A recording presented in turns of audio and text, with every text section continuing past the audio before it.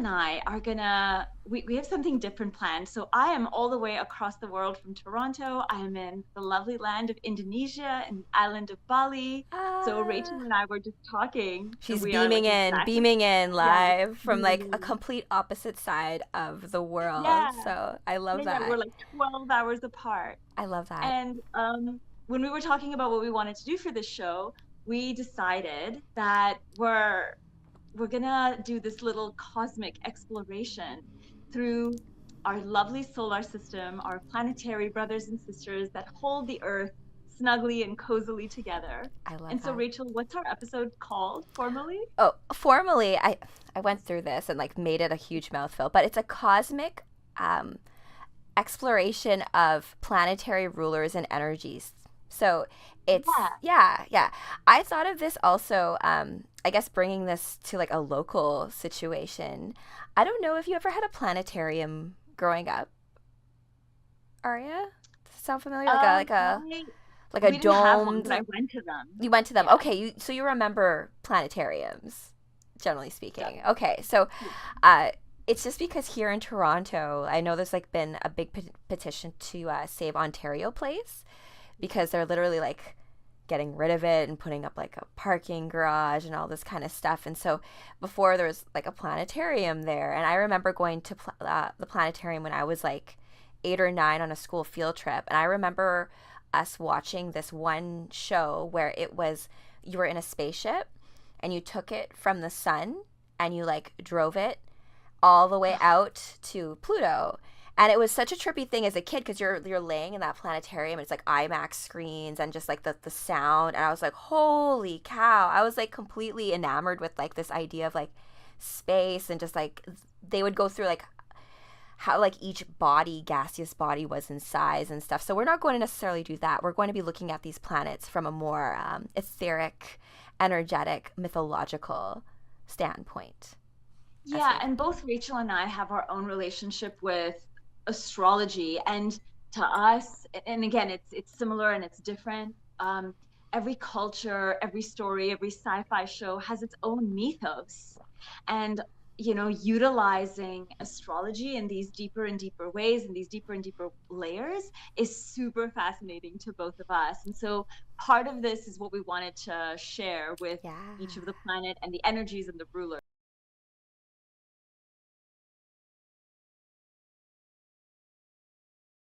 And you know what? That's good too. That's a learning edge for all of us. I have what is this? Oh, maybe this is a good. Every astrological sign is ruled by a planet, including the sun and moon, and some have old and new rulers as well as dual Yes. rulers. So, I actually love the old rulers. Like, me too, the ancient rulers. yeah, Yes, before the yeah, other planets were discovered. exactly. Yeah, yeah. Yeah, Oh, so oh just to God. explain that, like for a while, I think for a long time, I think Mars, Uranus, and Pluto weren't discovered. So in the time where I think Saturn was like the last planet, Mm. some of the current zodiac signs had old rulers, and we'll get into that.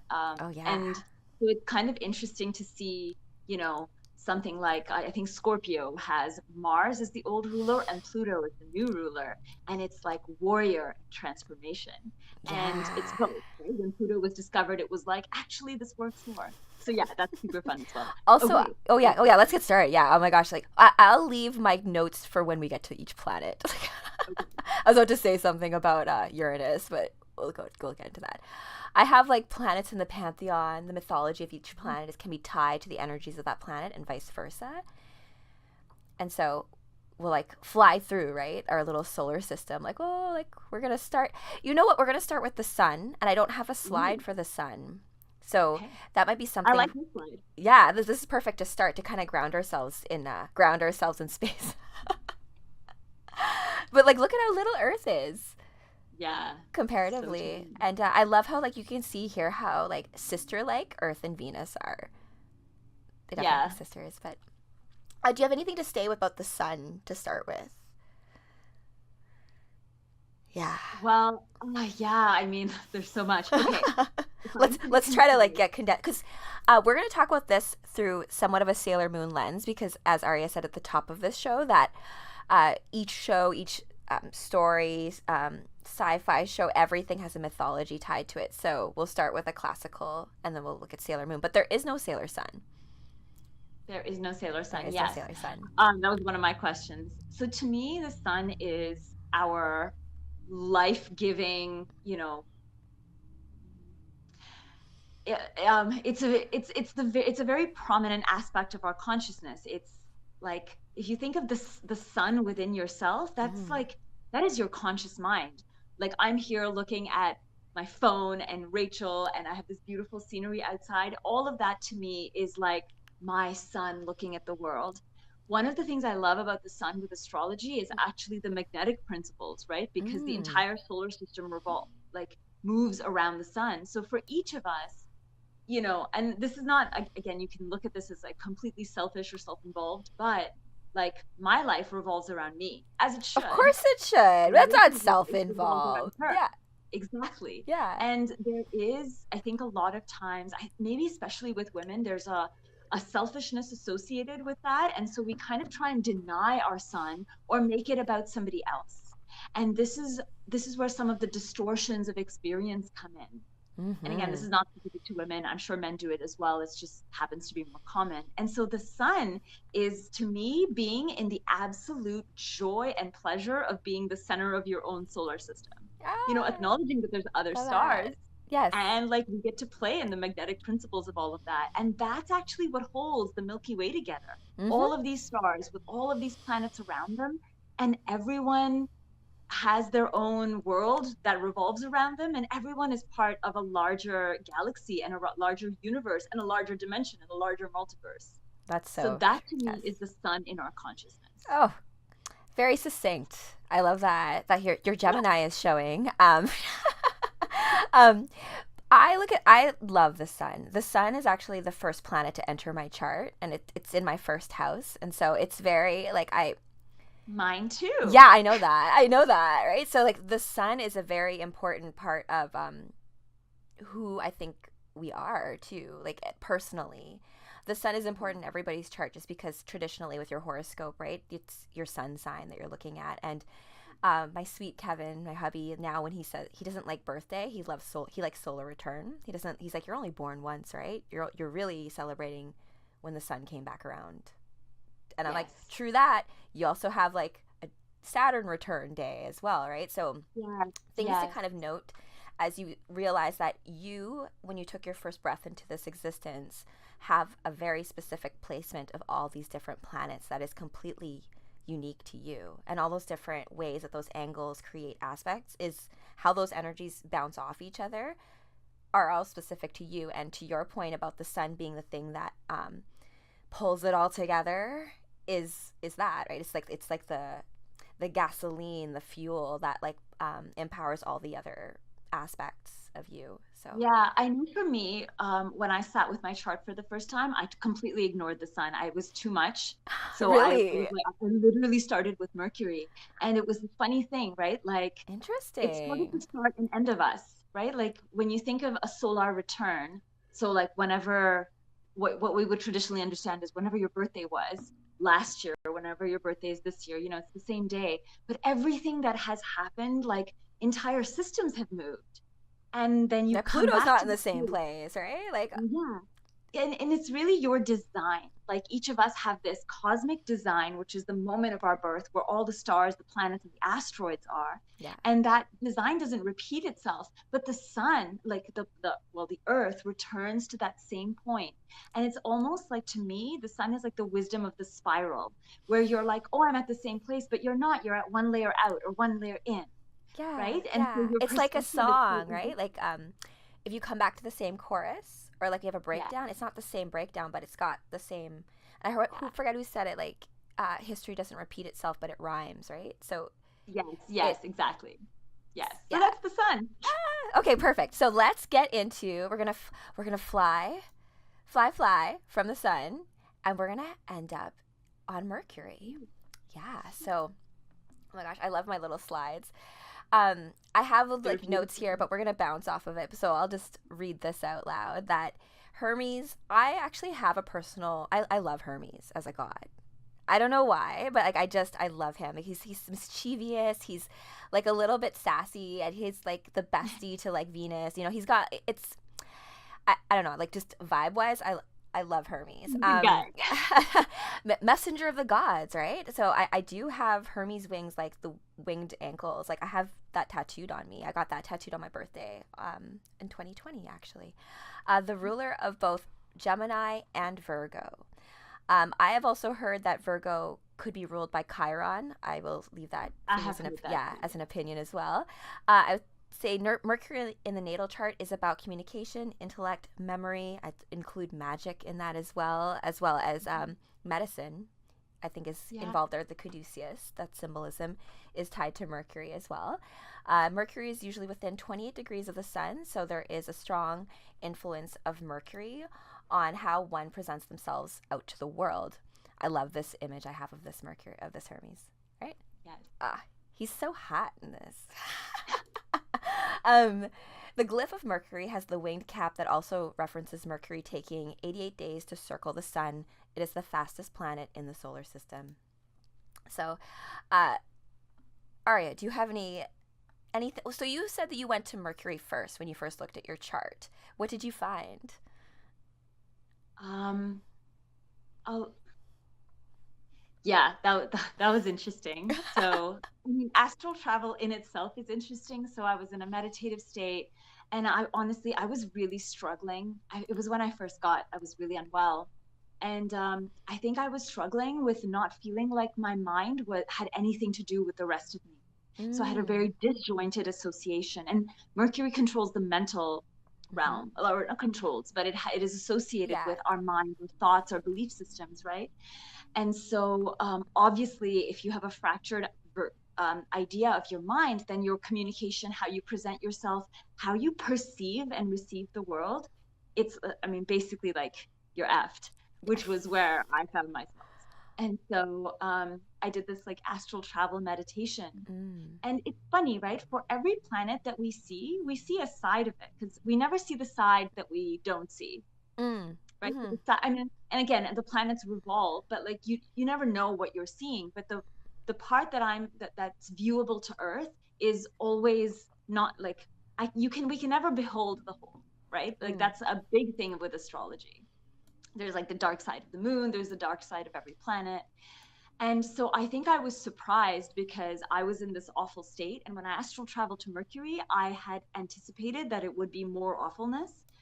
But there was this peace and quietude that I felt was embedded in this very fast, speedy, the planet associated with alchemy, so close to the sun. And it's almost like it's so close to the sun that Mercury has to really maintain itself. And it's so tiny, right? Like it's tiny, it's the closest to the sun. And so it really has to maintain itself. And so part of Mercury, it has to hold its own. And it doesn't hold its own in stubbornness, right? The part of Mercury that faces the sun, however long the days are in Mercury, it just melts, and it like all of this stuff happens, and all of that turns to ice when Mercury faces Venus. Truly duality there. There's duality, and that is the essence of alchemy, which is where magic comes from. So as part of mercurial balance is the understanding that we can melt and have pressure and like be literally like 2 seconds away from the sun, and we can be serene, quiet ice all at the same time, held in one planet, which is how our minds work. Right? Like I'm seeing things, all my sense organs are like bringing in stuff. And then there's the part of us that in the mind that is synthesizing, perceiving, composting, receiving, giving. This is to me like the understanding Mercury is understanding the mental basis. One of the Hermetic principles is the universe is one, like the mental. And the Hermetic principles. Hermetic principles come to us from Thoth, which is the ancient Greek version of Hermes, or like the Egyptian equivalent. Hellenistic, I like to say, because that's when they like fuse those two kind of and so this notion of like where the mentalism and how we are perceiving it, and how we are showing up in it, that's all ruled by Mercury. And I'm a Gemini, so it's my ruling sign. Is your Mercury also in my Mercury is in Taurus. Oh, Yeah, interesting. in the Ah. 12th house. So, Oh, okay. yeah. Well then, yeah. Yeah. And so the one last thing I'd love to say about Mercury is that ever quite frequently, so every 3 or 4 months, from the perspective of Earth, Mercury looks like it's moving backwards just because of how momentum is. This Mm. is what's commonly called a Mercury retrograde. And Mm. if you look at a lot of astrology around those times, there's a lot of people who are like, Scared of it? there's like hate and Yeah. aggression, right? And this is the difficulty because that is a perception. If we Mm. perceive challenges is what comes forth to us because this is the mental construct. So understanding that always alchemy is about like balancing opposing, transforming something into something else. This is also how we can perceive times where we want to act, we want to do, we want to sign contracts. And have we Mm. dotted our I's and crossed Cross our our T's? T's. Yeah. There's sometimes the fastest way is to be slow, take a day, confirm everything is good, and then we can all move together well, Mm-hmm. right? I love So that. Mercury Yeah. is also about efficiency, like mental efficiency. And that is a misunderstood and often bypassed aspect of the planet. We think that I'm going to do 20 things today, but what about we do three? Totally. That's good. That's something to look at for sure. Okay. So we're gonna fly past Mercury, and we're gonna go towards Venus. Ah, This is Rachel's I favorite planet. love Venus. I love Venus so much. Me, because I'm a Taurus and I'm ruled by Venus. My hubby's a Libra, also ruled by Venus. We love Venus. So, but she's Aphrodite in Greek Roman myth, goddess of love and beauty, ruler of Taurus and Libra. And she, in the natal chart, rules relationships, both love and platonic. So all relationships, even relationships that you have with anything, really, if you think about Yeah. it, anything you love, as well as how you love, depending on the position, and also how you need to be loved, or how you want to receive that type of love. Uh, Venus is the planet of beauty, art, poetry, luxuries, but also love, unions, romance, marriage, and partnerships. And Venus is sometimes known as Earth's sister due to their cosmic similarities. And in Sailor Moon, you can see here, she also has one of the other cats in the show. And in Sailor Oh, Moon, actually, Sailor Venus is already awake before Sailor Moon. oh, interesting. She's So already she like a doesn't wait till celebrity. She's already like a Sailor V celebrity. And so like Sailor oh, Moon's I always like, oh see. my gosh, I love Sailor V so much. And like almost idolizes her. And then she finds out that she's actually a Sailor Scout for real. So yeah. Wow. Yeah. Yeah. So Awesome. Arthi, your relationship with Venus.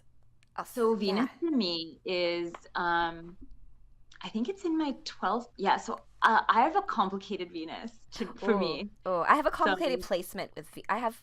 I'll talk about that after you go first. yeah, because I think it would help actually if maybe if we shared a little bit about our where it is in Yes. our chart. Yeah. So I'm a 12th house Venus, and the 12th house is associated with what is unseen and sort of like the occult and mysticism, but it's also, where we imprison ourselves a little bit in our minds and in our subconscious. Mm-hmm. And so I have a Venus placement in the 12th house in Gemini. And so there's this like Ooh.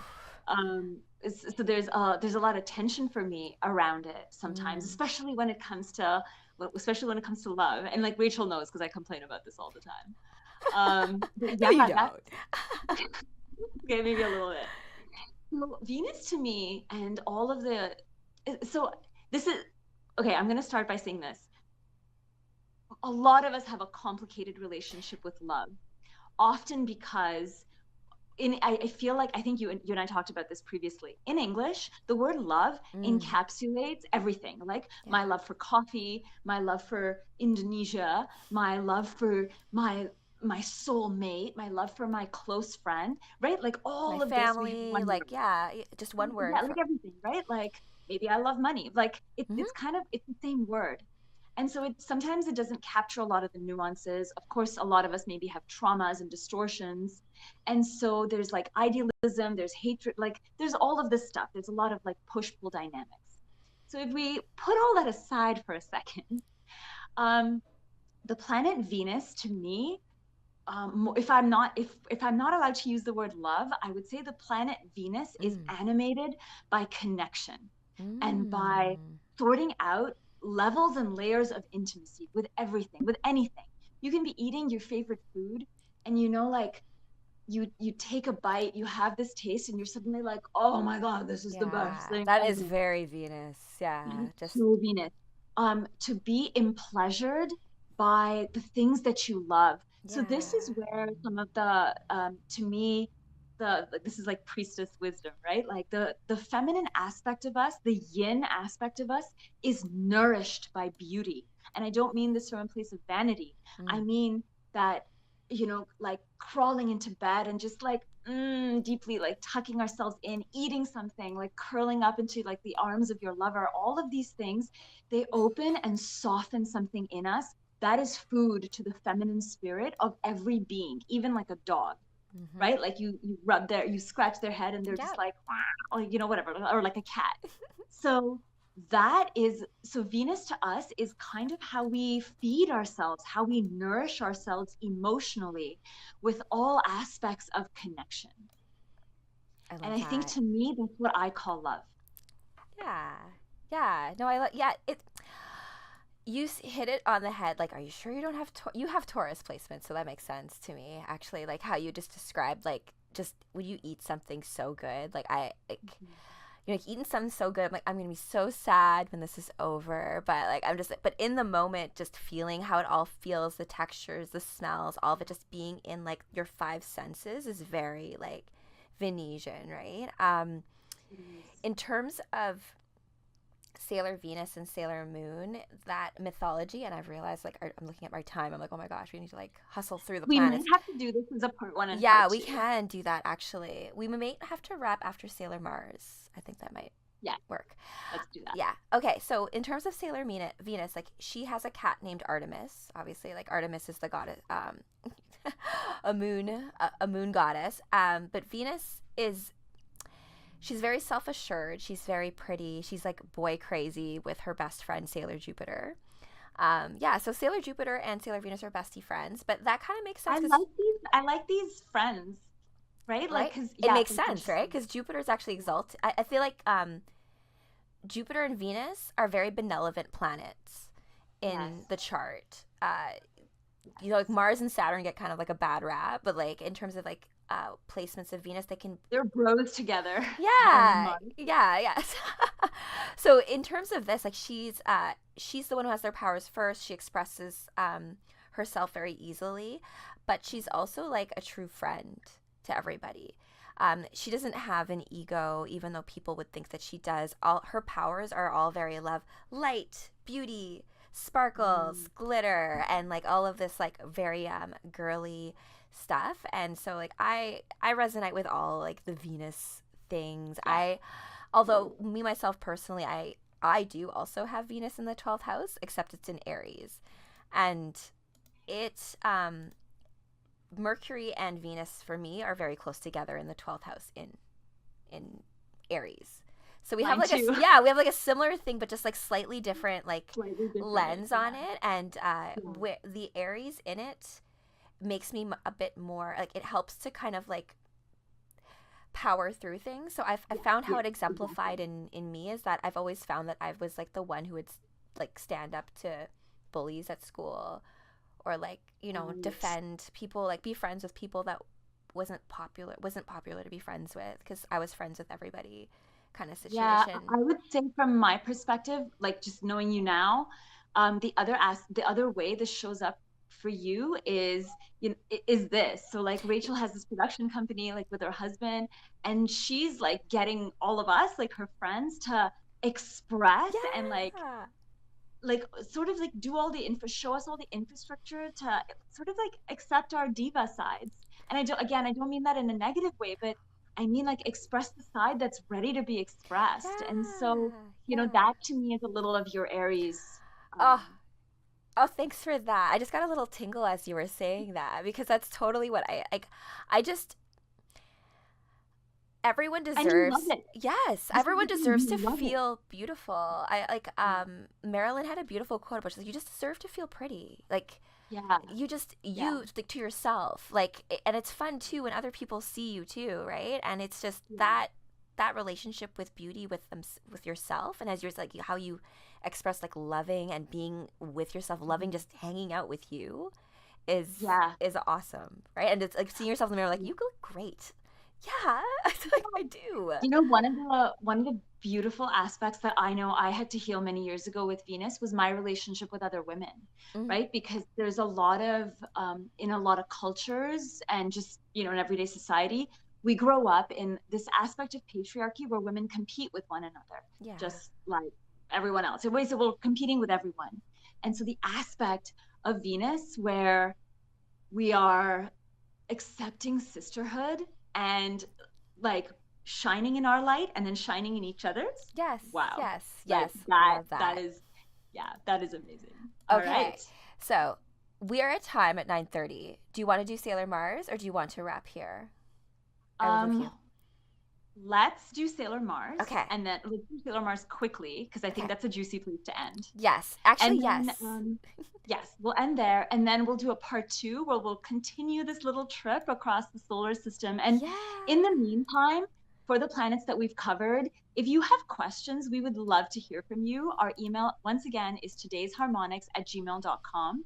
And if you have questions for the planets we're going to do next Friday at our next episode, like hit us up, ask us questions, and maybe we'll even share a little bit more about our charts and how we Rachel offers sessions of astrology. I kind of weave it in with other work, Mm, but we're happy to share some of that too. So yeah. please let us know, email us. We'd love to hear from you. Yes, because I think that All both right. of us leverage like astrology in our offerings. So there's, Yeah, we do. Yeah. yeah, we definitely do. And I do think that there's a level of astrology in everything, anyways, regardless if people believe in it or not. Because we're all stardust. That's right. We are. We are all star beings, and it's just, yeah. Anyways, all right. So Mars. So Sailor Mars. When I was playing Sailor Moon, I was playing Sailor Mars. So I was, yeah, I played Sailor Mars, but which kind of makes sense now when I think about it because I do have a lot of Aries placements. So Yeah. yeah.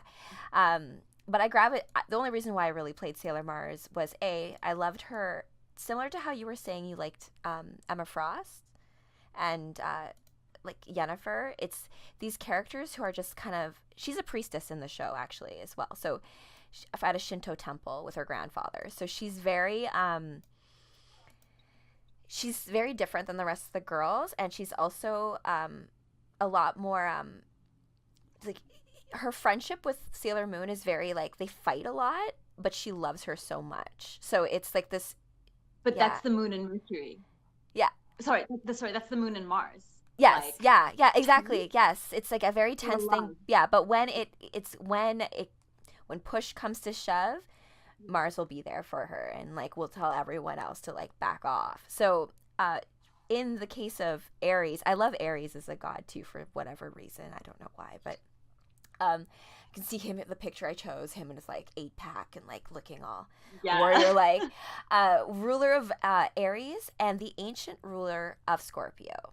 So that's something to kind of look at as well because that can explain why Scorpio sometimes feels like it's a hot planet. I don't know why like there's like some fieriness, that intensity that's involved with Scorpio. And Mars is the planet of energy, action, and desire. It represents the beginning of all beginnings. It is our first breath and our first scream, being the one responsible for the body that we have and the incarnation that we are in at the moment. A strong symbol of unchangeable fate and karmas. Yes. Yeah. So actually, I don't have strong Aries placements. I think the nodes of the moon are currently in Aries and Libra, right? Yes, yeah, yes, you Like are for all of us. correct. Yes. So, Yeah. like, the nodes of So destiny, like, the head of the the dragon is destiny, currently in Aries. I look at that as, like, everyone cultivating their inner warrior, right? fire, identity. Yeah. Yeah. So Aries to me, so in the northern hemisphere, which is funny because I'm currently, I think, in the southern hemisphere, but Yeah. in the northern hemisphere, Aries is springtime, right? Like when you have the spring solstice, that's the first sign. So that whole first breath that Rachel just read out, Yeah. spring, like, you know, you were doing all the stuff Yeah. underground as a plant, and now you're sprouting out That. and you're just gonna go towards I'm the sun. ready. That's that's Aries, right? So certainly there's a lot of warrior aspects. I love that Sailor Mars is has this priestess, because like to me like a priestess of the fire realm is very different than all the other priestesses, Yes. right? Because you Yeah. have to hold and maintain this, you know, fire, which is a very, I mean, every element has its own special thing. But yeah, I think maybe because fire is the hardest one for me, I have a lot more reverence for people who can Yeah. hold that. And Yeah. so I have heavy Scorpio placements. My Mm. Mars is in Scorpio, actually, along with my Saturn. Mm. And so I really struggled with health. It was in the sixth house for me. Because I And guess I guess so that's something to talk about too. Like Mars is kind of related to like your physical like it is your physical health, your embodiment. vitality. Yeah. Yeah, it's your vitality. Yeah. So I had so for me it was like autoimmune, gut, hormones, and everything was really thrown off and in like not great. And then I found out this Mars and Scorpio placement in the sixth house, Mars and Saturn in Scorpio in the sixth, and I was like, oh, basically I'll have ill health my whole life. And again, I was in a bad place, so that's kind of how I was seeing it. But here's the beauty of it. And Rachel, like I love this thing you said, right? Like this fighting with Sailor Moon, because in the end, and this is, it's so important to have a compassionate lens on astrology, Mm-hmm. because you'll have like things you hate about your chart, which is also things you hate about yourself, maybe.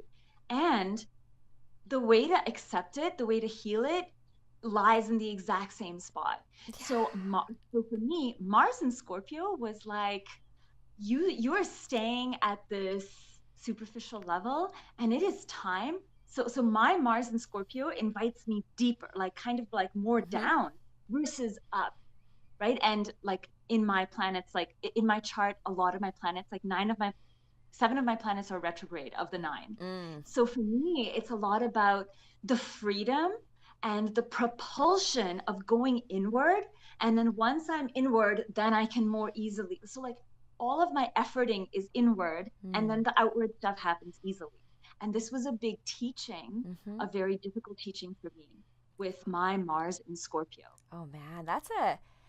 I feel like you would feel things very intensely, like all through your body when it comes to I emotions. I do. Yeah, because Mars is Yeah. also blood and vitality, right? Yeah. So Yeah. for several years of my life, I was really depressed because I couldn't allow and act. So it's one thing to feel things, which I can do, but then what do I do with these Mm-hmm. feelings? Mm-hmm. Mm-hmm. In your And then body. when there's, Yeah. And yeah. embody. So Yeah. embodiment is one thing, and then knowing what to do with them. And again, this is the alchemy of Mars. Like to me, this is the Mars as a warrior, because for me, my Mars energy is actually very different than yours. You have a lot of, I'm going to show up in the world, and you have a lot of the solar priestess like aspects within you.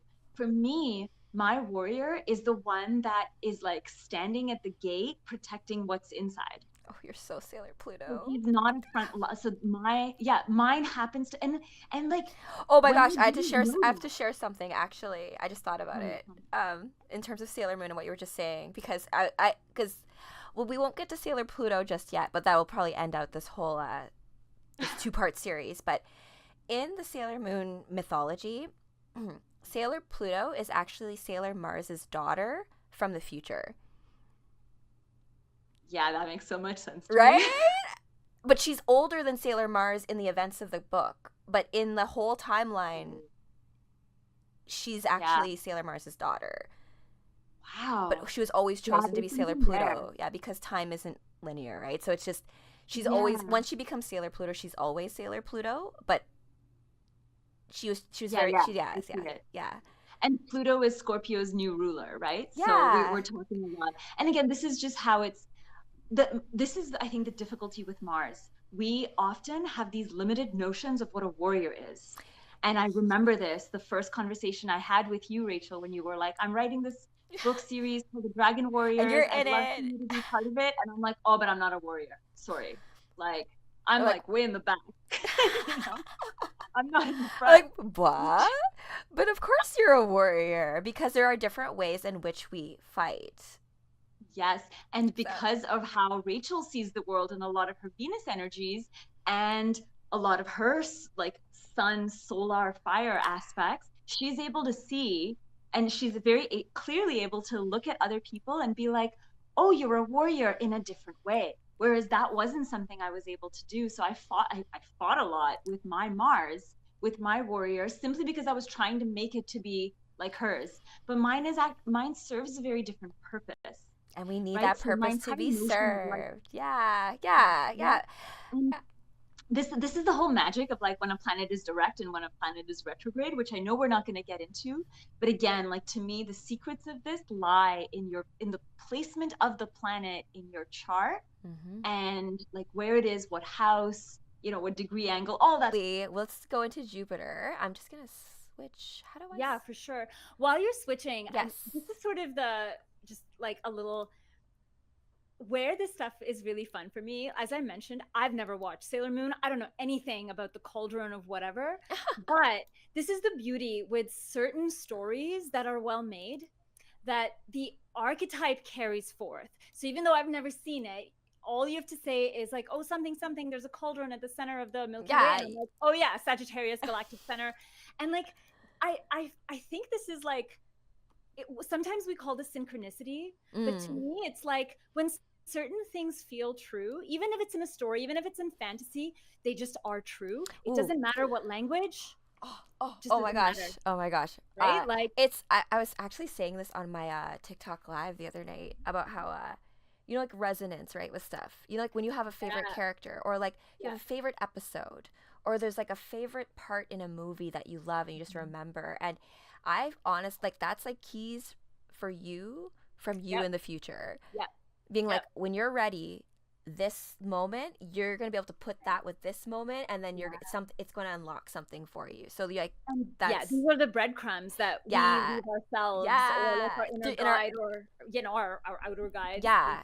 In all of this, what seems like frivolousness, or all like in the comic books, in like your songs that you love, like there's stuff in there when you feel it, like that little like, oh. That's for you. It's totally. And like, it's so beautiful that Jupiter is where we're going to, because I think for me, a big shift from the age of Pisces into the age of Aquarius, where we're in now after the grand conjunction that took place in 2020, I think how we discern truth. Before it was like facts and la la la, sure, but like obviously media lies, and so now how we discern truth, to me, is like a song of resonance. If something is true for you, you'll know it. And there is an intuitive like we have to build our intuitive musculature, which is like Jupiter is in Gemini right now, right? Like all of this stuff is us using different faculties, different quantum human faculties, to figure out what is true and what, to like sort it all out. So we can take our soul or heart's next step rather than like follow something else. The distractions, or like side quests that aren't yours in the video game of life. Like I put it like this with when I was playing Borderlands with my sister in the beginning of the game. You have to do certain things, right, to use certain weapons or to upskill or get experience points, right? But sometimes you'll end up on a mission that's really like useless. It's like, honestly, like, and I'll sometimes ask her, I'm like, do we really have to do this? Is this mission necessary? No. And if it's not, like, don't do it. But I think sometimes we end up in these like side quests, and like and for maybe a piece of it, maybe it is useful and it's for you to develop experience, right? I don't think anything's a waste, but it's at the same time just being like, okay, wait a minute, is this serving my main soul mission right now? Or is it a distraction? Some people love side quests. Yes. Like, some people will live and play the whole game just in a side quest. Yeah, like it's so different than how we might play it. Exactly. Okay, so let's start with Jupiter. Actually, Rachel, can you make your screen like full, because the bottom's cut out for me? Okay, the writing. Let's see if I can. I think it's like the top left next to your. next to your settings gear wheel thingy. Oh my gosh. Do I have Top right. I said left, but I meant right. Okay, okay, wait. Let's see here. No. Or you could just maybe scroll down, but like the bottom's cut off. Oh, I don't know if I can do anything about that necessarily. No worries. Let's see actually if I do perfect. this. Perfect. Here. Oh, Is that better? I love it. Okay. That's so weird that it. Okay. It is weird. But yeah. I'm still getting used to Google Meet versus. Okay. All right. So we're gonna do Jupiter for. Oh my gosh. No. Okay. What was that? That was me messing with things. Hold on. I just wanted to go back to my. I need another monitor. That's what I really need. Okay. We're good. Let's begin. Okay, so Jupiter. It's funny because I actually worked with a girl whose favorite Sailor Scout was Sailor Jupiter. And I was like, really? I wouldn't imagine that. But that tells me actually something about her, right? So Jupiter, Zeus, king of the gods and ruler of Sagittarius, and the ancient ruler of Pisces. The ruler of knowledge, good luck, wisdom, and fruitfulness, tends to be a strong position in the chart, as well as one that is considered expansive and lucky, known as the great benefactor.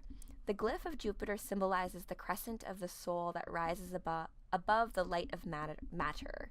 Pure consciousness and soul triumph over earthly things. Yeah. So I actually didn't know that, but I love that because, like, see the 4 part of Jupiter makes the cross, right? Yeah, and then yeah. You have the soul rising above. Yeah. So it's kind of Jupiter in Sailor Moon. You can see her here. She's got lightning, of course, because like thunderbolts, all that kind of fun stuff. In the manga and in the anime, she's kind of like considered. She's very tall, right? So she. In Japanese, I guess, culture is like, oh, you're very tall, so you're now very masculine, right? So they, like, she'd get bullied a lot because of it. And so she'd have to fight back. So she was known as having this, like, bad attitude and stuff. And so Sailor Moon ends up befriending her. I forget how, but I think it's because Sailor Moon defends her in a fight, something like that. And then she finds out that she's actually a Sailor Scout as well, Sailor Jupiter. And so her power... it tends to be that she's tomboyish, but she's actually also boy crazy. And as I said, like besties with Sailor Venus. Right. So in esoteric astrology, Jupiter is a higher octave of Venus. Right. So if Venus is love, Jupiter is where like faith, devotion, like sort of spirituality, all of this stuff kind of comes in. From a Greek or Roman perspective, I actually never cared for Zeus, like of all the gods, but I've recently developed a bit of an appreciation for him because, you know, all the gods in Greek and Roman cosmology, you know, they kind of did their own thing and had their whatever they were doing, messing around with human lives.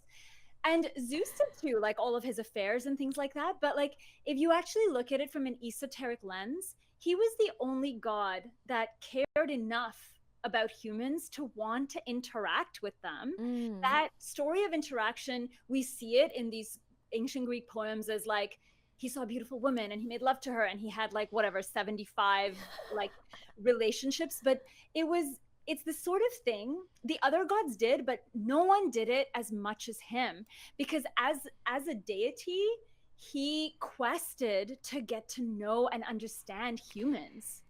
You have something there, and I also with Zeus sorry, himself. just to finish that thought, thought, yeah, sorry, go ahead. Sorry, there's just this connection with like when we think of expansion happens here in 3D. Zeus's expansion is through mating with human females and having these demigod children, and the expansion and exploration like of life here on Earth. So it's Jupiter's expansion to me is through the Earth, through what is important to Venus, through the sensual pleasures. And so this is like that dance of like Jupiter and Venus, and like you have love and then you transform it into devotion, faith. You take Eros and then it becomes agape and philia, and these like different expanded experiences of love that we have. I like that. I mean, as you were saying stuff about Zeus being interested in humankind and like loving these women. And I was reading something about how Zeus also has like maternal qualities to him in regards to how some of his children were born. For example, Athena, the way Athena was created was that I think her mother was a goddess of wisdom herself named Thetis. And then it was a fly, and then he ate the fly, and then later he had a terrible headache and used an axe to open up his head, and then out jumped Athena, fully formed in armor, ready to go. So he birthed her, right, from his head. From so his even though exactly, so that's even though like it's a very masculine way of doing it, but it's a masculine like way of birthing something. Yeah, because right? That's how you birth consciousness. Yeah, so that's where Athena like popped out of from, right? And Dionysus was actually birthed from Zeus's thigh in one tradition. Yeah. So I forget how that happened. I also don't know. I forget the story behind it as to why that happened. But Dionysus came from his legs. So that's kind of maternal birthing as well, right? So this idea of and also being the lightning bolt, right? The connection between heavens and the earth, and this like what that looks like. Yeah, for sure. And yeah, I mean, when you were talking about Sailor Jupiter, like the tomboy aspect, it's this funny thing, right? Because I don't know how it is for you, but Jupiter for me is in my 8th house. Okay. Which is the house associated with like death, rebirth, sexuality. It's actually also a house associated with like wealth, but not like income wealth, more like holding on to wealth. And it's actually a great placement for stuff like that. But the 8th house is known for it, like it's called like the house of sex, death, and taxes, right? For a good reason, because it's the occult, the hidden, exactly. And so you have this, for me, I have this bigness in all the stuff that's hidden, so I struggle. Is your Jupiter in Scorpio as well? Sorry? No, my Jupiter's in Capricorn, of all things. Oh, interesting. So it's this like earthy expression. It's this benevolent planet in this like earthy. To me, like this is actually what balances my Gemini side is my Jupiter in Capricorn, because the classical Gemini is like so frazzled that they can't like. You know, they're organized to ground. It's like I'm here in all these different time spaces and all over the place. Yeah, but like for me with money, I'm like, oh, we're going traveling, here is a budget, we will adhere to said budget. See, that is a very I think well aspected way of dealing with Gemini too, right? Like it's a way of like taking all those calculations, but then you like hone it to like a specific purpose. And like bring it to a and like Capricorn, exactly. And like I think it's my only Earth is Capricorn with Jupiter. That's it's like a large. It balances my stellium. A stellium is many planets in one sign. Yes. It balances my very airy fairy stuff. That's so funny because my Jupiter's in Aquarius. Of course it is. I did know that. Yeah. Like 11th. So it's like it's one of those things. Like I don't have very many. Sorry, what house is it? I can't even remember right now. Let me just double check. It's all right to know. We're not going into a deep dive. But all I know is that as far as like air placements, I have my moon in Gemini, and then Jupiter is in Aquarius, and so then it's just the stuff when it comes to speaking, and the fact that like this gives me like almost like I feel like I'm like the stories that I need to tell affect a bigger cosmological thing, right? And it's a matter of oh my gosh, like it's just the friendship thing, right? Like I've just always like been able to be friends with like people from like all different walks of life, and I do think that is like definitely an air sign to be able to talk to very many different like to be able to relate on all like scales and like have a story to talk about with anybody.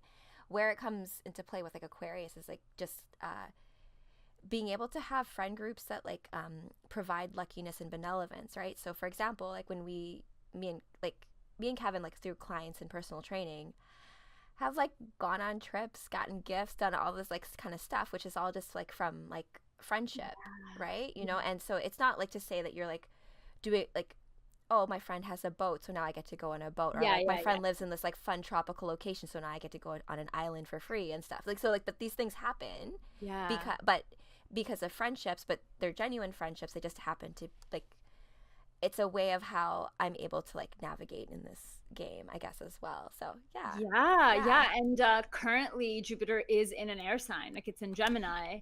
And True so that. you have like your moon and Jupiter, which make a very happy, I feel they play. Yeah, The moon and yeah, Jupiter. yeah. So, They could be okay together. They're yeah, okay. they're right. They're They're all right. right. So I think with that, I think we're good with Jupiter.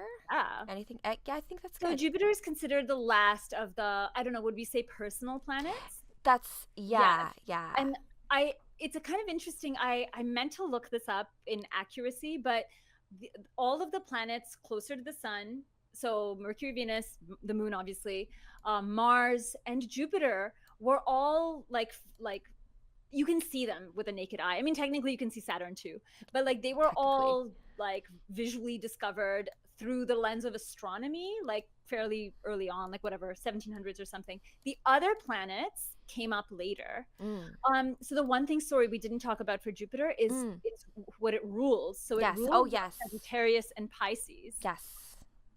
And so do you want to take that on? Oh yeah, actually, yeah, because the ancient ruler of Pisces, right? So this idea that it's funny because when I did Mozart's chart, because I was doing a little like astro chart reading to be like, could my dog Wolfie be the reincarnation of Mozart? Let's do an exploration. So it is actually possible, based on like my analysis. But and I found that Mozart was actually ruled by the planet Uranus, but this is at a time when Uranus wasn't discovered. So imagine being like ruled by a planet's energies that hasn't been discovered yet. And so it's you're literally a man who's like too much ahead of time. So ahead of time. Right? Yeah. So, and you can tell from his music and all like everything, like how that all flowed through him, being a conduit for what like the divine speaks in like music and having it all just come out and be the operas. Then there's a lot of sorry, go on. Yeah, so sorry, Uranus, for those of you who don't know, is Pisces' current ruler, which is why Rachel just brought it up. Is it? Wait, isn't it? Isn't it Aquarius? Okay. Uranus. Well, I don't know. Yes. Yes. Okay. I'm sorry. You're totally right. But my bad. That's all to say that like there's still all those outer planets that you were talking about though, they weren't discovered till, I don't know if you have dates at all, like like a early time frame. 1900s? It's something like that though, right? Yeah. So within the last 100 years? Yeah, I think say that. Yeah, I think Pluto was 1906 or something like that. Okay. But the others were like late 1800s, early 1900s. Okay. So it's crazy to think too, like that to me I would not think necessarily that Pisces would be the ancient ruler, or sorry, that Jupiter be the ancient ruler of Pisces. I don't know why. Spirituality, expansion, faith. Kind of, that was my guess actually. Okay. Yeah, no, actually now when you explain it like that, that does actually, right? I can vibe with that. Yeah, because Jupiter is also the great teacher, right? And so I guess if you look at like ancient times, like mystery schools and things like that, the great teachings were to be one with the universe, like like alchemical hermetic principles, alchemy, math, all of this stuff. Any type of higher learning, I think at the time maybe was associated. Yeah, I could see that, because I think also like the way the star stories went maybe at the time too, when they're trying to when science was being created, right, as well too. You think like Galileo, and they're creating the telescope and things like that. So, and the creation of astronomy versus astrology. Yes. Right? And so this I think that Jupiter can also represent a bridge between like those things, maybe. Yeah, it did. Actually, in one of the Hermetic texts that I'm reading now, one of the beautiful things they explain is like there has been for many years, like I guess since the Dark Ages, this fight between mysticism or religion and science. But in the time of Pythagoras, in the time of these ancients, mystical science was a thing. So it's almost like if you study astronomy and you account for the variable of human unknowability, you get astrology. You get wonderment. I love that. Magic. I love that. Right? Oh. You get all the, at this point in time, the thing rises and sets, and this is what it means for like the tides and blah, blah, blah. Yeah. And you get, this is what it means for the human energetic system. And this is all the stuff we don't know and we'll discover, and it will change. Yeah. And it's this like beautiful. So that was Saturn.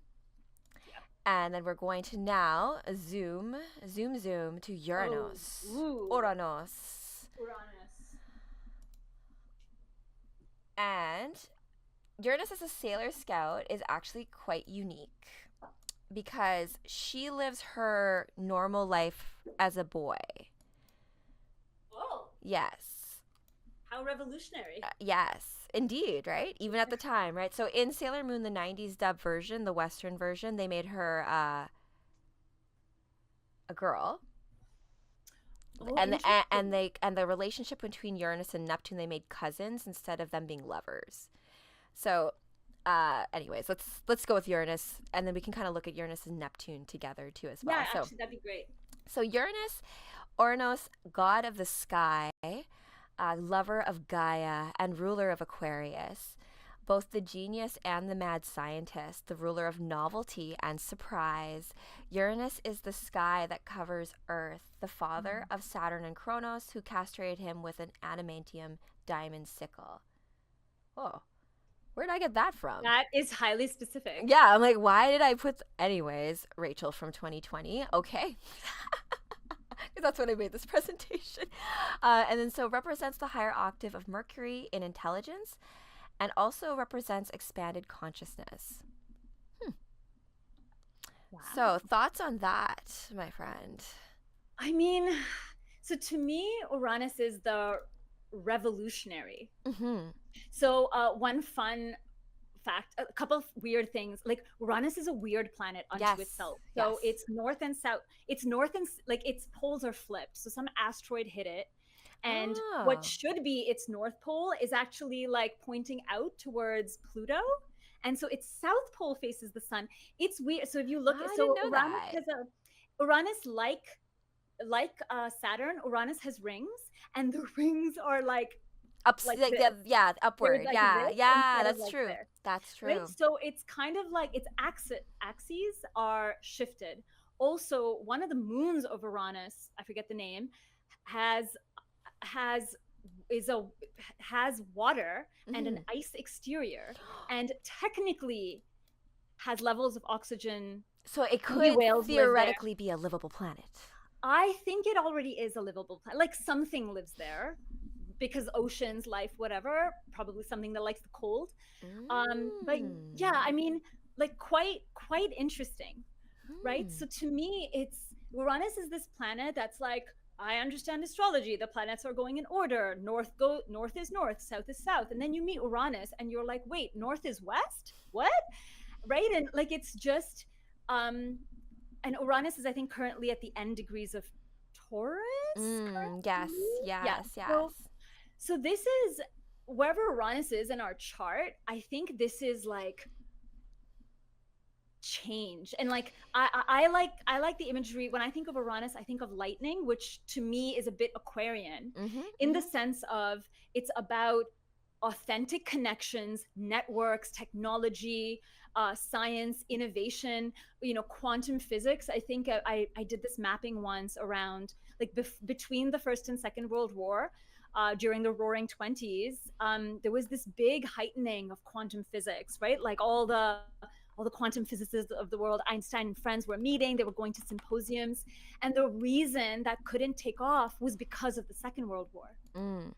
Right? So it's this interesting, like you can only expand as much as your roots are deepened.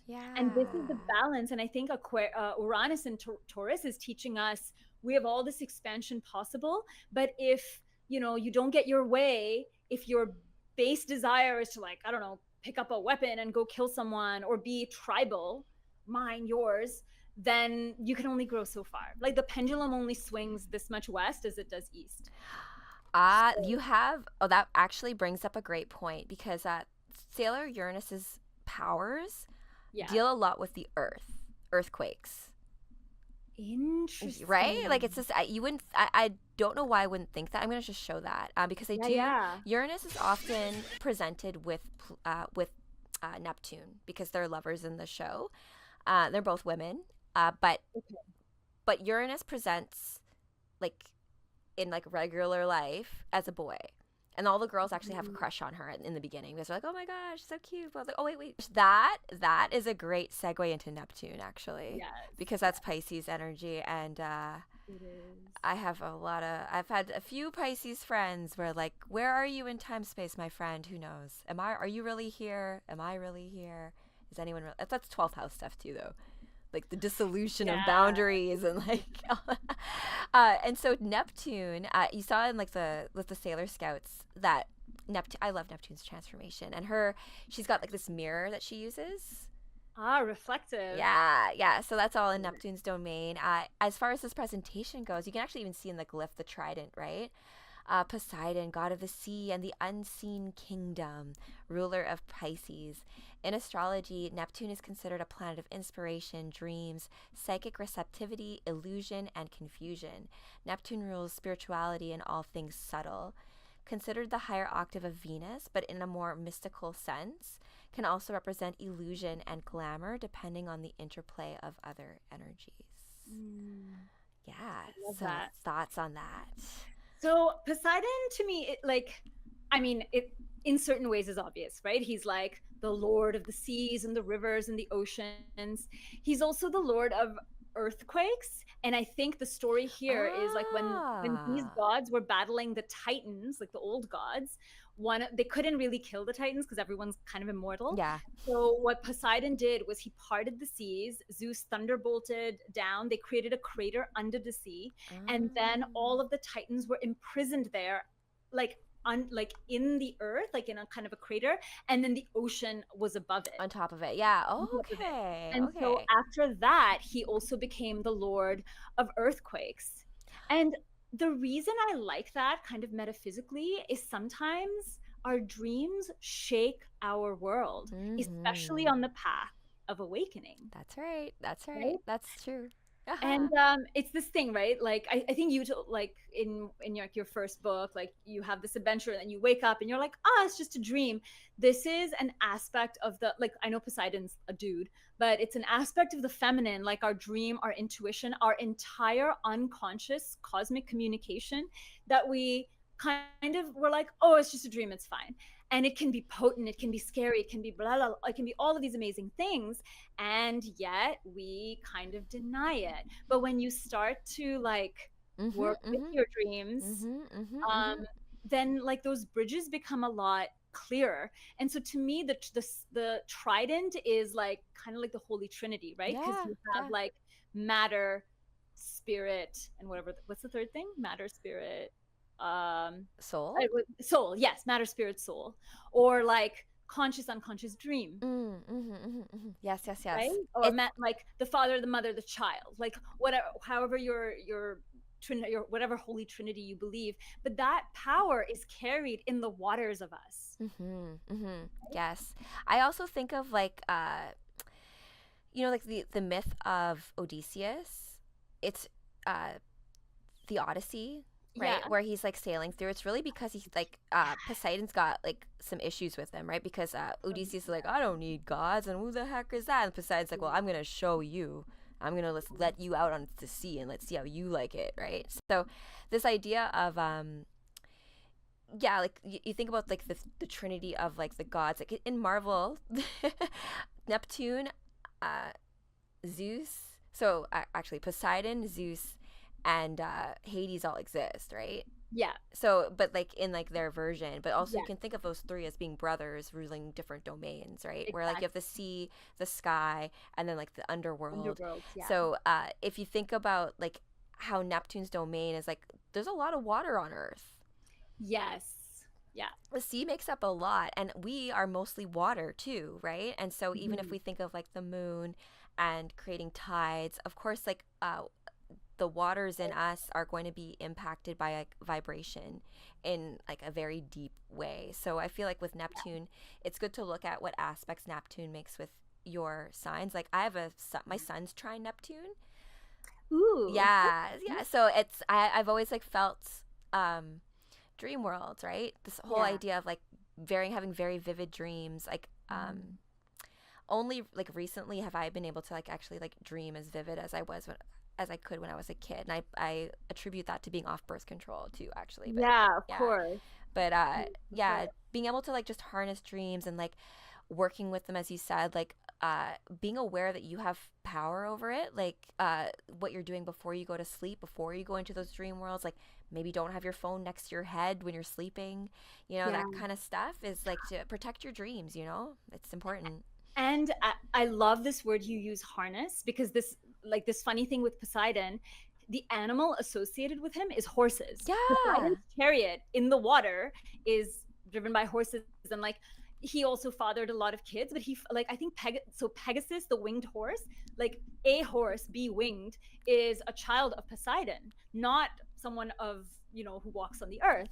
And I think that the chariot of Poseidon pulled by horses, and that thing is so perfect with this thing that you just said about we have our dreams and we forget them, but then when we have our dreams and have the ability to harness them and bring them into like the material, pull it into this realm, you know, and like, what are horses? Their propulsion, their energy, their vitality, and their physical, their material. I love horses so much too. Right? Like them as like a symbol, and like the idea of you know, I get this feeling when I ride with Indra on our motorcycle, right? That feeling of like when you like merge with something that's so fast and you're like going, and like that thrill of it is like that, you're like where you can almost like break the barrier between times. You are Flash. No, that, there you go. There's the and like that's the whole idea of like Neptune and like the sea, like portals, right? Yeah. You know, like when Saturn was she was in the bath when she was having that vision, right? Yeah, exactly. I mean, I do a lot of like sensory deprivation float tank, and I swear to God, I solve all of Earth's problems in the 90 minutes there, and then when I come out, I forget it all. So that's all of our challenges. To like try to like bring like harness, you know, anchor in the dream world of like the highest, most wonderful, beautiful dream, because it like, is. Yeah. And like I think this is the difficult thing where Neptune is hard, because again, in Vedic astrology, it's kind of associated with Maya and illusion. And what happens with illusions, we get attached to our dreams, and then like they don't happen, and then we get all pouty and angry, and then we actually devolve into a lower expression of Neptune, which is escapism. Yes. Right. So this is drug use for absolutely no reason. Yeah. And these are like the outer planets, I think they are so elevated on consciousness, but their lows are really low. Right? This is, oh, I'm gonna take whatever drugs because I just feel so great. But like we have now forgotten to consciously cultivate, and we are simply escaping. We're simply taken by the glitz and glamour of spirituality and the requirement to pay our rent, call someone back, you know, do the physical thing. That's too hard. Like this is like your Pisces friends, right? And mine too. Yeah. It's so hard. I just want to dream. And like it's like this is getting caught in Neptune's shadow, and Neptune has a big shadow. This is what I used to deal with when I was working with creatives, right? No, it's like I love creatives. I mean, I'm a creative too, right? So it's just, but you know, especially like artists, let's say like I needed like a deck or I needed a mock-up by a certain time, you gotta really be on top of them, because otherwise you're like lost in like whatever creative like flow you're in. And like, but it's about like as a project manager providing parameters around the creative process so that like stuff actually can have like a done, and you can put something out.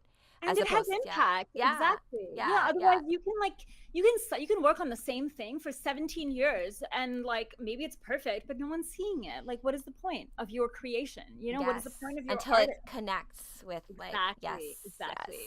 Okay. That's a great segue into our final planet. So I actually wanted to ask you, because it's 7:30 now. Oh, yes. Should we do Pluto and Moon? That's a great idea. Because it's basically us. Could we cosplay as them? Oh, could we try? Not even. I have no idea what Pluto would dress like, but let's figure this out. We would just need to get you a green wig.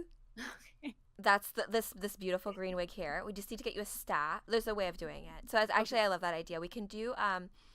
It's a great way to do an interaction between Pluto and the moon, because I would love that, because there's a lot of wild transits between the moon and Pluto. And like, or rather they feel wild to me. Yeah. And I mean, like, I also have a very like tight like my sun opposes Pluto. Very like Really? Yeah, and that's been a lot to deal with in my life. Like in terms of like Pluto constantly coming in and upheaving everything in my life. Which is basically its job. Yeah. What needs to die now? Yeah, and then just like everything just falls apart completely, and you're like, oh my gosh. But like, so Yeah. it's been a lesson in like getting used to just like riding the waves and like just like harnessing that power of the change and reinvent and regeneration, reinventing yourself, being able to go with it and not necessarily throw out all of the lessons from the past stuff just because it was like it's over, right? You know, to take that in that retrospective and really take those lessons and take it forward. And so yeah, the transformation part of it, the idea of connection of Pluto to like phoenixing as well is like from like Yeah, like I have Pluto in 29 degrees, I think, of Libra, and I know, right? Oof. But it's like end time. No, but you're in like a transitory period with a planet that's already very transitory. Exactly. So much. Yeah, seriously. But I have this lovely sextile with Neptune. Okay, that's So it's yes, like yes. dreams, rebirth, something. There's something there. So yeah, I think because Pluto is like Sailor Pluto is so much me and Sailor Moon is so much you. Let's figure this out for next week. Yes. I know. It's So, not anywhere I much, but know. okay. I need to get Kevin to like, maybe we can do a little streaming of it because Yes, we a pirate live stream. everything, and so yeah. But in it, they have Hades and Persephone as characters. Oh, yeah. And Okay. Persephone is like the queen of the underworld, She and is, so I yeah. think of Persephone as a plutonic type of goddess. 100%. Right? So this Yeah. idea of a goddess of the underworld, also very attuned to things like sex and stuff. So but I'll get into that. Actually, I'll read the slide out. So Pluto, Hades, god of the underworld and ruler of Scorpio. And remember, new ruler is Scorpio. Oh, thanks Yes. for the gift. Oh Thank my you. gosh. Thank you. Yes, thank you. He represents death, the underworld, obsession, psychology, and even sex itself. Transformation is an important theme when it comes to Pluto, and Pluto rules the subconscious forces and the idea of the darkness before the rebirth, the great revealer. Wow. Yeah, so that's what I have for Pluto. Anything to add? Oh my God, so much. So I find this, this word transformation, like we often use it in spirituality, consciousness, in like the Sailor Scouts all transform. Oh yeah, right, that into you something pull your else. heart crystal and you transform. Exactly. Yeah. So the way I understand Pluto is kind of like it's the portal to our power. That's how I understand. And like Pluto's at a very interesting moment because I think if you when I was plotting this earlier today, Pluto is at 0 degrees of Aquarius right now. I think it's currently in retrograde, right? Is it retrograding? It'll like retrograde back dancing. into Capricorn, Okay. and then it'll shift gears into Aquarius. But right now it's at 0 degrees. Okay. And when any planet is at 0 degrees, it's like net new. Like this is now Pluto's in a sign for like 20 years or something. So like a whole generation of people was born, and they were born in Pluto and Capricorn, and now it's shifted into Aquarius. And It's a big deal. It's a big deal. And we may or may not feel this personally in our lives just because it's the last planet of the solar system. It's super far away. It's one of these transpersonal planets, right? Transpersonal planets, yes. And so the way I see it is the transformation it's almost like our entire foundation gets shifted. Like think about your move from like your teens to your 20s, your 20s to your 30s, right? Our sense of power is very different as teenagers than it is when we're in our 20s and starting our careers. That's so true. Different when we're in our 30s. Yeah. And so it doesn't align perfectly with Pluto because it's a 20-year period. But what gets transformed and what gets reset is that portal that we go through. It's almost like seeing your 30s as the initiation from your 20s to your 40s. Or your 40s as the initiation, right? Because that's a great way to put it. You talked about time a lot, right? Yeah. And because Sailor Pluto and Pluto itself, so Pluto is like the last planet before the rest of the galaxy, the right? rest of space. So it does hold us together. It's right. It's like the edge of our solar system, like opposite from the sun. Yeah. And its job is to kind of contain us in a powerful enough structure for us here to go through whatever it is we're going through. And then when we're ready, we can now transform, transition, reclaim more aspects. So to me, Pluto unto itself is portal energy. Which is also Persephone, because she is not in the underworld permanently, right? She's 6 months up, 6 months down. She's the daughter of Demeter in Greek myth. We will maybe in the future have co-hosts. We're spicy enough for now. So with Persephone and Hades, I think that dance is interesting because everything I've said, portal and time, it doesn't sound sexy. But Hades, portal sounds sexy. I mean, okay, maybe to us. I don't know. You guys drop in the chat if you think. Yeah, are portals sexy? Yes or no? But I think where the portal stuff comes in is because after Pluto is more unknown, it's more void. And it's that place where you actually learn to make love to the void, which is, to me, that intimacy and power and sexuality. So to make love to the unknowability in your life and to hold that and to enjoy that, that's like staff of Sailor Pluto to me. I love that. Right? Yeah. And you know what? Also with Sailor Pluto, you can think of this idea of Pluto is a masculine planet. Yeah. Right? Versus the moon. Thanks for all the roses. Appreciate that. Thank you. Okay, so like Pluto is a masculine planet. Having that embodied in feminine energy, what does that look like? Right? And it's a masculine planet at the edge of unknown, right? So, and it's this beautiful thing, like in tantric studies or even in like alchemical studies of which I'm a student, nothing lives in isolation. So the masculine that is enwombed in the feminine, the masculine that is at the edge of unknowability and can stand in that, that is Pluto, like or Hades, the Lord of the underworld. And the underworld is a dimension unto itself, right?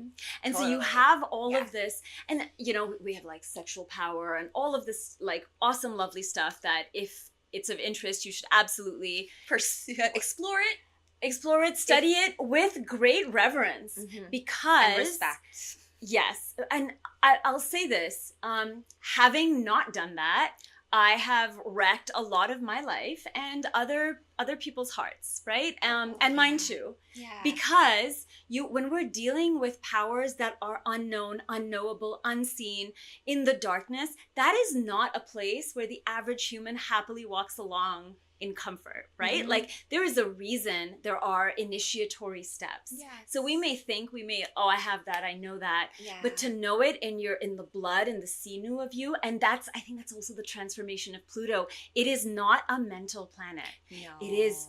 It's a deep, visceral. It's very visceral.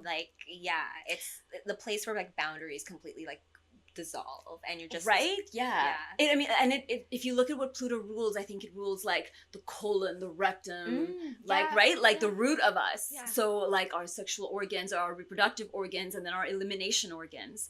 So, and obviously those are associated with sex, certainly. And so the great revealer comes from the revelation of coming to the core of our power and existing from there. Ooh.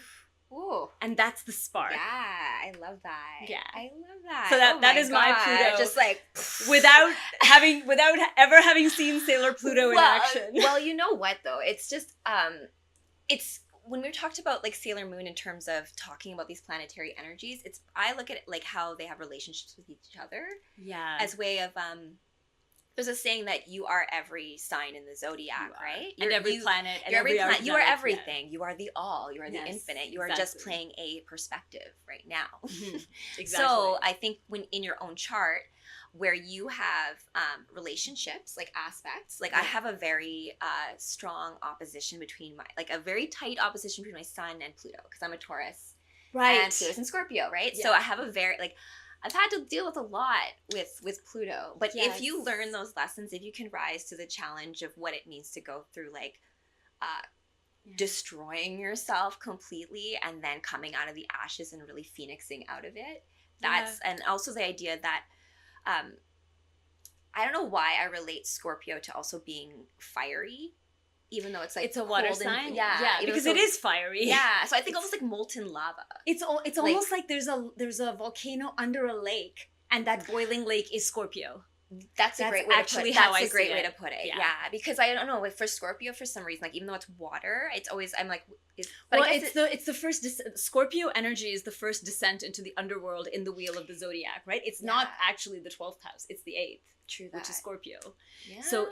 So I think Pluto is an interesting ruler for a sign that isn't at the end. It's not Pisces, because without having gone through like a death tunnel in house 8 of the zodiac, which is Scorpio. Actually, only if you've gone through it can you actually go into Sagittarius. Because Scorpio is like your underground, underwater roots, and Sagittarius is like your archer pointing upwards. Coming out into like, right? If you, like a tree, your branches are only going to be as big as your roots. True that. Right? Your foundation, where you're coming from. Because as above, so below. So that, I think, is the importance of even the placement of Scorpio in the chart and Pluto ruling Scorpio. I love that. Yeah. I love that. Okay, so that's Pluto. That's Pluto. In a nutshell. Oh, and I have a friend here who wants to say a little Oh, hi, Luna. Hi, Luna. Oh my gosh, what are you saying? I'm the Moon Princess? Oh my gosh. Okay, so we're going to do Sailor Moon.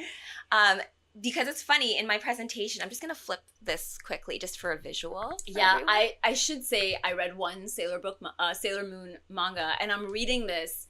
And I remembered being like, oh yeah, like there's little stickers of Sailor Moon all over your apartment.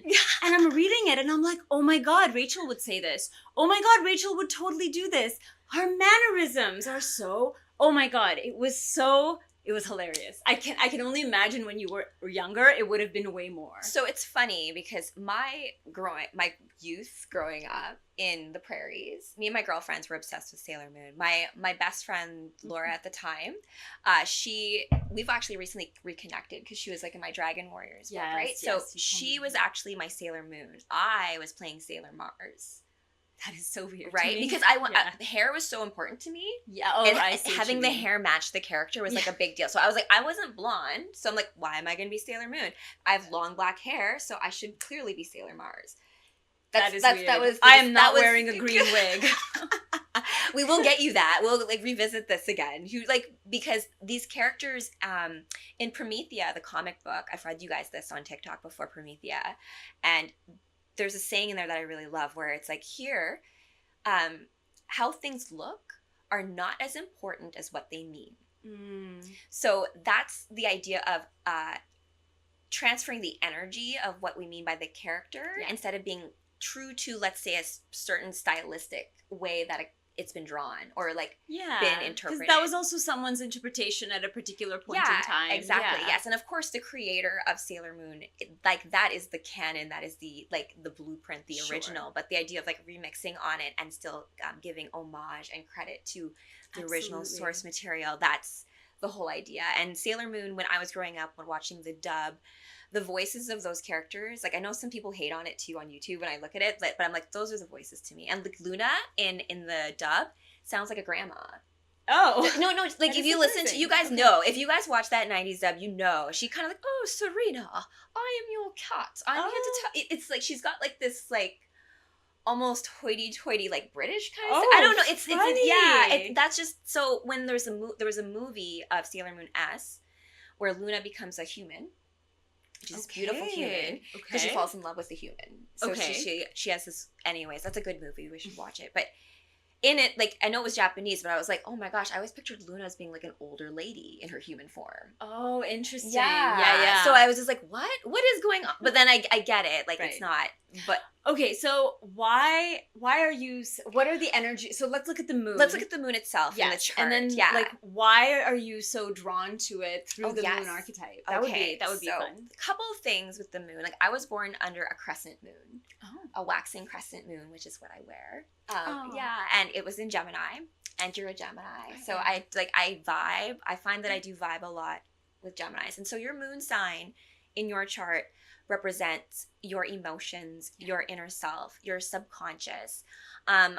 it's part of your astro stack to me. I think your moon sign is incredibly important the makeup of who you are as you're traversing through the game of life. So your moon, it's interesting though, because in looking at Sailor Moon and my crescent moon, I've also realized how much I love I can almost stay stuck in the past.